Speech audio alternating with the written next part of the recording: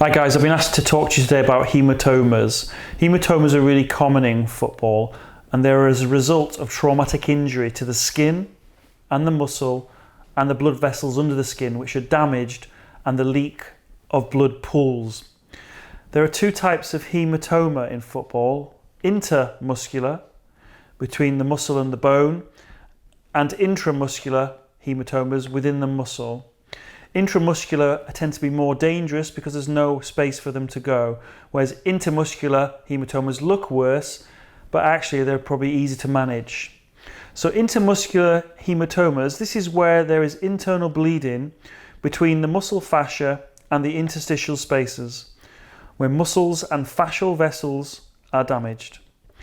An intermuscular hematoma usually causes greater loss of function and more persistent swelling than an intramuscular hematoma. The swelling and pain of the hematoma will normally go away after 1 to 4 weeks, depending on its size.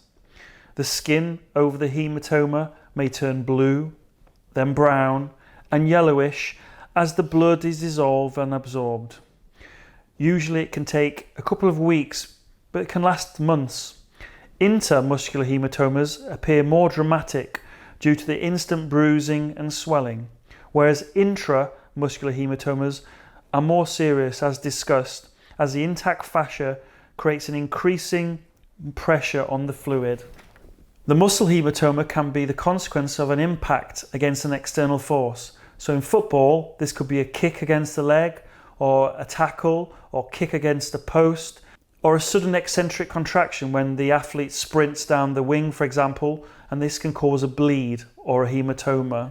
The way to treat hematomas is we need to reduce the pain and decrease the swelling in the first 24 hours. An increase in persistent swelling and pain after 48 to 72 hours, a loss of joint function, a decrease in peripheral pulses, a numbness, paresthesia below the area are poor prognostic factors. The best treatment for hematomas or any kind of muscle injury is RICE: rest, ice, compression, elevation. The aim of RICE is to stop the injury-induced bleeding. ICE helps decrease in the blood capillary flow, an improvement in lymphatic drainage, a reduction in local metabolism in the area, and a decrease in nerve conduction. The aim of compression to further limit hemorrhage, bandage should be maintained for at least 2 to 7 days. The elevation of the injured limb may contribute to resolution of the hematoma and also reducing of blood pressure and increased venous return. Your physiotherapist at your club may also mobilize the hip and knee, and also may K-tape, use shockwave therapy or massage or pulse ultrasound to benefit the healing process. After the tissue is healed, your physiotherapist may advise strengthening exercises to increase the structural strength of the ligaments and the collagen synthesis in the area that's damaged. So I'm going to show you how we tape for hematomas. This will be more for an intramuscular hematoma rather than an intramuscular hematoma. So what we do is we use K-tape. It can help with the drainage of the swelling of the blood. So what we do, we get the end of the K-tape and we lay it on. So imagine this is where the sort of blue-black bruising has appeared, and we lay it on slowly here. And then what we do is, one by one, we create channels for the interstitial fluid to help drain away. We just, with no stretch at all here.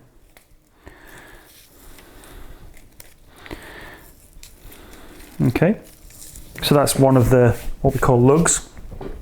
And then what we do is maybe create an angle here.